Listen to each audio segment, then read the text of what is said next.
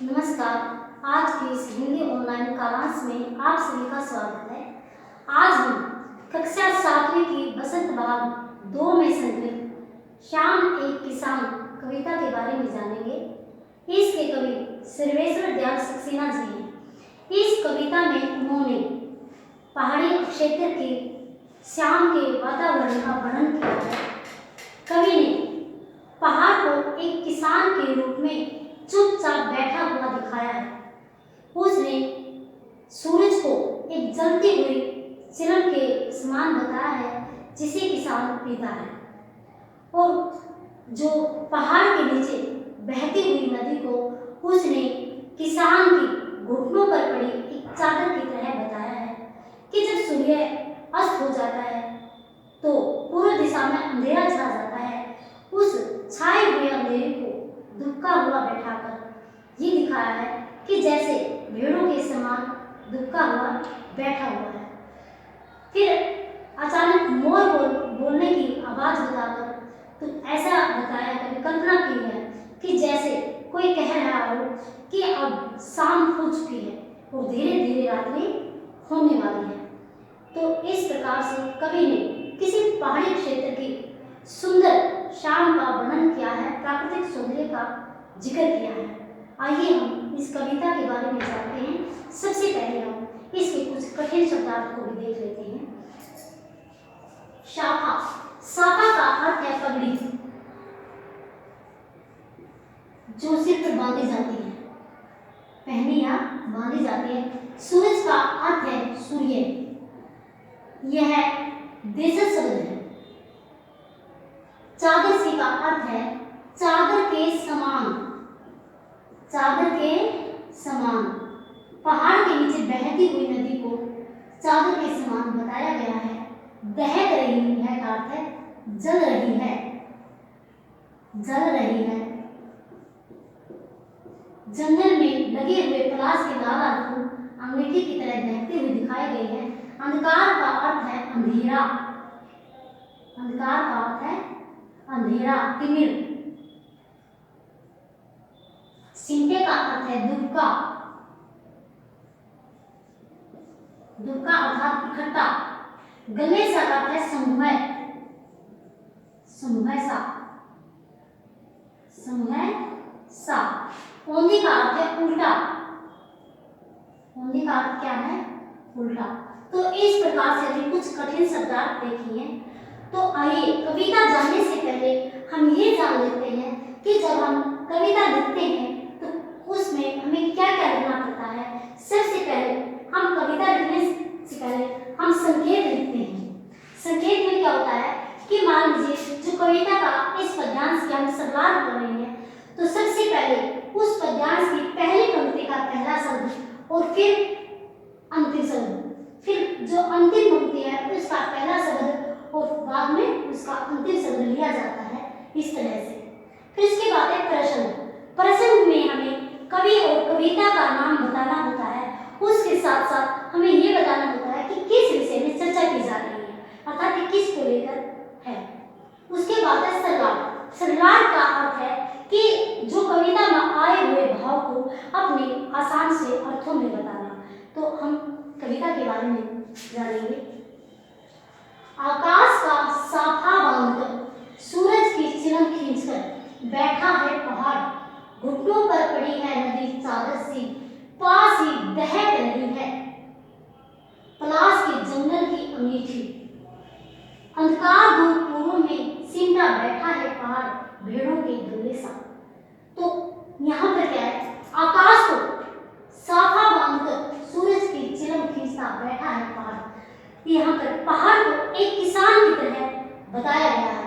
कवि कल्पना करता है कि जैसे ये जो पहाड़ है यह किसान की तरह चुपचाप बैठा हुआ है, और इस किसान रूपी पहाड़ ने अपने सिर पर आकाश रूपी पगड़ी को बांध रखा है। अर्थात जो पहाड़ पर आकाश छाया हुआ है वह कवि को अपनी कल्पना के कारण एक पगड़ी की तरह बंधा हुआ दिखाई देता है। सूरज की चिलम खींचता, और यह पहाड़ रूपी किसान सूरज की चिलम बनाकर पी रहा है। कहने का अर्थ है कि जलता हुआ जो सूरज है वह चिलम की तरह लग रहा है, अर्थात जो होती है दहती हूँ। इसी तरह से जो सूरज है वह किसान की चिलम की तरह लाल है। घुटनों पर पड़ी है नदी चादर सी, पहाड़ के नीचे जो नदी बह रही है वह इस किसान रूपी पहाड़ की घुटनों पर पड़ी एक चादर के समान प्रतीत हो रही है। पास ही बहक रही है पलाश के जंगल की अमेठी। पास ही अर्थात उस पहाड़ रूपी किसान के पास एक जंगल है और उसमें पलाश के वृक्ष हैं। पलाश के वृक्ष में लाल लाल रंग के फूल खिले हुए। वे लाल रंग के फूल खिलते हुए ऐसे लग रहे हैं जैसे कोई अंगारों की अमेठी दहक रही हो अर्थात जल रही हो। तो प्रस्तुत काव्य पंक्तियों में कवि ने पहाड़ का मानवीकरण किया है कि पहाड़ को एक किसान की तरह दुबका हुआ चुपचाप बैठा हुआ दिखाकर मानवीकरण अलंकार का इसमें प्रयोग किया है। और भाषा सरल सहज रही है, प्रवाह रही है। यहाँ पर चादर को एक नदी को एक चादर की तरह बताकर उपमा अलंकार का प्रयोग किया है। भाषा सरल सहज है, अंधकार और साथ में कई जो शब्द है वे तत्सम शब्द भी हैं और साथ में तद्भव शब्दों का भी प्रयोग हुआ है। इसका भाव देखते हैं। कहने का भाव यह है कि कवि एक शाम के पहाड़ी क्षेत्र की शाम का जो प्राकृतिक सौंदर्य को निहार रहा है और उसने वहां के प्राकृतिक सौंदर्य को देखकर वहां का मानवीकरण करते हुए पहाड़ को एक किसान की तरह दुबका बैठा हुआ दिखाया है और साथ ही साथ उसने आकाश को एक पगड़ी की तरह और नदी को एक चादर की तरह दर्शाया है। दूसरा पद्यांश देखते हैं। अचानक बोला मोर जैसे किसी ने आवाज दी, सुनते हो? चिलम ऊंधी, धुआं उठा, सूरज डूबा, अंधेरा छा गया। अब प्रस्तुत पद्यांश में कवि ने अचानक मोर बोलने की आवाज को दर्शाकर प्रकृति का जो दृश्य था वह ही बदल दिया। क्योंकि जो कवि है वह पहाड़ के ऊपर बैठा हुआ पहाड़ी क्षेत्र की शाम के नजारे को देख रहा है और वही का बांधता हुआ वह कहता है कि जब वह इस शाम के सौंदर्य को देख रहा था और इसमें खोया हुआ था, अपनी कल्पना में खोया हुआ था कि किस प्रकार उसे पहाड़ एक किसान की तरह और आकाश एक पगड़ी की तरह, नदी एक चादर की तरह और पलाश के जो फूल हैं वे एक मीठी की तरह प्रतीत हो रहे थे, तो अचानक उसे मोर बोलने की आवाज आती है। तो जैसे किसी ने आवाज दी तो उस मोर की आवाज को सुनकर कवि कल्पना करता है कि जैसे उसे कोई आवाज लगा रहा हो, सुनते हो भाई, कि भाई सुनते हो? अब चिलम हो गई, चिलम उलट गई, अर्थात कहने का भाव यह है कि शाम हो गई, धुआं उठा, चारों ओर अंधेरा छा गया, सूरज डूबा और सूर्य अस्त हो गया। इस प्रकार से शांत वातावरण हो गया कि चारों ओर अंधेरा छा जाने से चारों ओर खामोशी छा जाती है, सूनापन छा जाता है। तो यहाँ पर कवि ये कहना चाहता है कि अब जैसे धीरे धीरे सूर्य अस्त हो रहा था, चारों ओर अंधेरा छा जाता है। एक लाइन में लिखी ना, बंद करियो ये सिंटा बेटा, सॉरी करना बंद कर दे, सारा गड़बड़ हो गया। नमस्कार, आज की हिंदी ऑनलाइन कालांश में आप सभी का स्वागत है। आज हम कक्षा 7वीं के लिए वसंत बाग 2 में संकलित शाम एक किसान कविता लेकर आए हैं। इसके कवि सर्वेश्वर दयाल सक्सेना जी हैं। इस कविता में कवि ने पहाड़ी क्षेत्र के शाम के सुंदर दृश्य का चित्रण किया है। कवि ने पहाड़ को एक किसान, आकाश को उसकी पगड़ी और पहाड़ के नीचे बहती हुई नदी को उसकी घुटनों पर पड़ी एक चादर की तरह दर्शाया है। पलाश के फूलों को दहती हुई मीठी की तरह और पूर्व दिशा में छाए हुए अंधकार को भेड़ों के समूह की तरह दिखाया है। तो आइए इस कविता के बारे में जानते हैं। तो सबसे पहले हम कठिन शब्दार्थ करते हैं। शाखा, शाखा का अर्थ है पगड़ी, सूरज, सूर्य, चादर सी, चादर के समान, ये सबको करना पड़ेगा, समय दोबारा कर रहे छोटे बच्चे के। नमस्कार, आज की इस हिंदी ऑनलाइन कालांश में आप सभी का स्वागत है। आज हम 7वीं कक्षा की बसंत बाग 2 में संकलित शाम एक किसान नामक कविता के विषय में जानेंगे। इस कविता में कवि ने पहाड़ी क्षेत्र की सुंदर शाम के बारे में बताया है। कवि ने कल्पना की है कि पहाड़ एक किसान की तरह चुपचाप बैठा हुआ है और जो आकाश है वह उसकी पगड़ी की तरह है जिसे किसान ने अपने सिर पर बांध रखा है, और उसके पहाड़ के नीचे बहती हुई नदी को कवि ने उसके घुटनों पर पड़े चादर की तरह माना है और पलाश के लाल लाल फूलों को दहकती हुई अंगीठी की तरह बताया है। पूर्व दिशा में छाए हुए अंधेरे को भेड़ों के समूह की तरह बताया है। तो आइए इस कविता के विषय में जानते हैं। कविता पढ़ने से पहले हम उसके कुछ कठिन अर्थ समझ कर लेते हैं। कठिन शब्द देखते हैं। सबसे पहले साफा। साफा का अर्थ है पगड़ी। पगड़ी जिसे किसान ने अपने सिर पर बांध रखा है। सूरज का अर्थ है सूर्य। यह देशज शब्द है, तद्भव भी है। चादर से का अर्थ है चादर के समान। चादर के समान। नदी को एक चादर की तरह बताया गया है। दहकने का अर्थ है जल रही है। जल रही है। पलाश के फूलों को अंगीठी की तरह जलते हुए बताया है। अंधकार का अर्थ है अंधेरा। सूर्य के छुपने से पूर्व दिशा में अंधेरा छा जाता है। सिमटने का अर्थ है धुपकना, धुपका अर्थात इकट्ठा होना। गले सा का अर्थ है समूह सा, समूह सा। ऊंधी का अर्थ है उल्टा। जब हम कविता लिखते हैं या पढ़ते हैं तो किस तरह से हमें कविता लिखनी होती है उसके बारे में जानते हैं। सबसे पहले संकेत लिखा जाता है।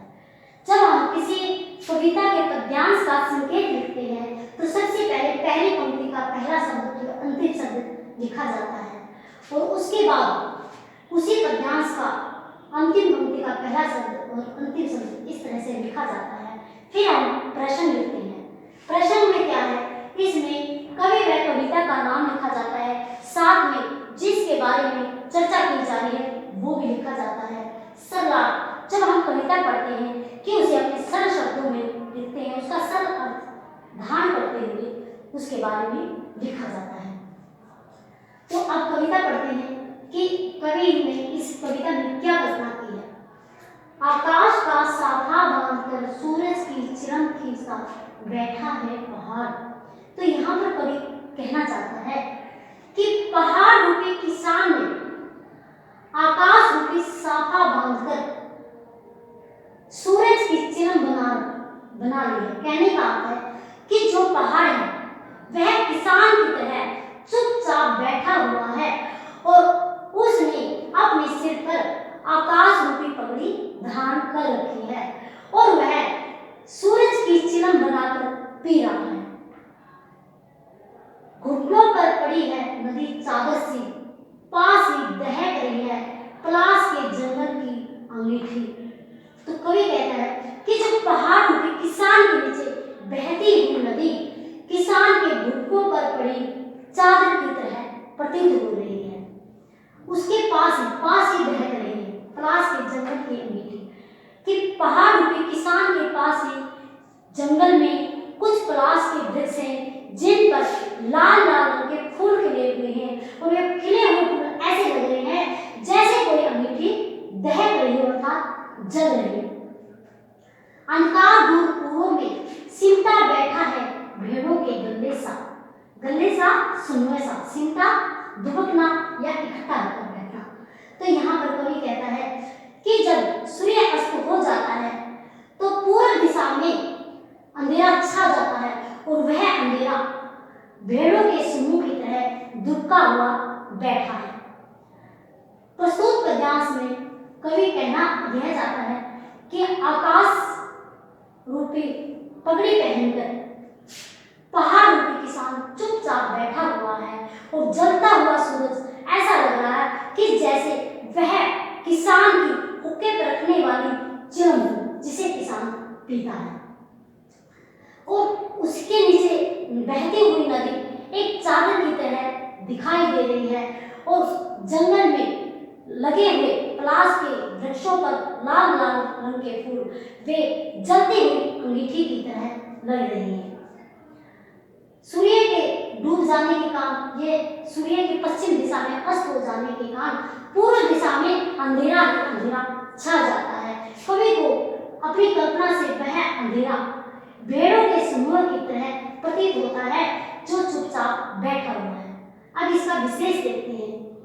तो यहाँ पर पहाड़ को एक किसान की तरह बताकर कवि ने यहाँ पर मानवीकरण अलंकार किया है। नदी को एक चादर के समान बताकर यहाँ पर उपमा अलंकार है। पलाश के जंगल की अंगीठी, पलाश के वृक्षों को, पलाश के वृक्ष के फूलों को अंगीठी की तरह बताया गया है। तत्सम शब्दों के साथ साथ तद्भव शब्दों का भी प्रयोग किया गया है। भाषा सरल सहज प्रवाह मिली है। भावार्थ देखते हैं। कहने का भाव यह है कि शाम का जो सुंदर दृश्य है वह बड़ा मनमोहक है, जिसके कारण कवि यह कल्पना कर उठता है। दूसरा पद्यांश देखते हैं। अचानक बोला मोर, जैसे किसी ने आवाज दी, सुनते हो? चिलम ऊंधी, धुआं उठा, सूरज डूबा, अंधेरा छा गया। कवि कल्पना में खोया हुआ था। जैसा कि ऊपर बताया कि जो कवि है वह पहाड़ी क्षेत्र की शाम के नजारे को देख रहा है और वह प्राकृतिक सौंदर्य बड़ा ही अनुकूल है, जिसके कारण कवि अपनी कल्पना में खो जाता है। अब जब कवि कल्पना में खोया हुआ था तो अचानक उसे मोर बोलने की आवाज सुनाई देती है, जिसके कारण कवि को ऐसा लगता है जैसे किसी ने उसे आवाज लगाई हो, भाई सुनते हो? कि जैसे उसे कोई कह रहा हो कि अब शाम हो चुकी है। चिलम ऊंधी, चिलम ऊंधी का अर्थ है चिलम उलट जाना अर्थात शाम हो जाना। धुआं उठा, धुआं उठा अर्थात चारों ओर अंधकार छा जाना। सूरज डूबा, सूर्य अस्त हो जाता है और इस प्रकार से सायंकाल के समय अंधेरा छा जाता है। तो प्रस्तुत काव्य पंक्ति में कवि यह बताना चाहता है कि जब वह अपनी कल्पना में खोया हुआ था और उस शाम के सुंदर दृश्य को निहार रहा था, तो उसी समय उसे मोर के बोलने की आवाज आती है, जैसे उसे कोई व्यक्ति कह रहा हो कि अब तो शाम हो चुकी है और धीरे धीरे रात होने वाली है, जिसके कारण चिलम उलट गई है। अर्थात किसान ने अपनी चिलम को उल्टा लिया है और उसमें से उल्ट दिया है और उसमें से धुआं उठने लगा है, अर्थात शाम के समय चारों ओर अंधेरा छा गया है। तो यहाँ पर कवि ने मोर बोलने की कल्पना करके मानवीकरण अलंकार दिया है और साथ में कुछ न कुछ रहस्यात्मक भी कवि ने दिखाया है। यहाँ पर चिलम ऊंधी इन शब्दों का प्रयोग करके हमारे देश शब्द की ओर संकेत किया है। इस प्रकार से देश शब्दों का भी यहाँ पर कवि ने प्रयोग किया है। भाषा सरल सहज प्रवाह मिल रही है। भावार्थ के बारे में देखें तो कहने का भाव यह है कि अब शाम होने के कारण सूर्यास्त हो चुका है और सूर्य के अस्त होते ही धीरे धीरे रात्रि हो रही है। धन्यवाद।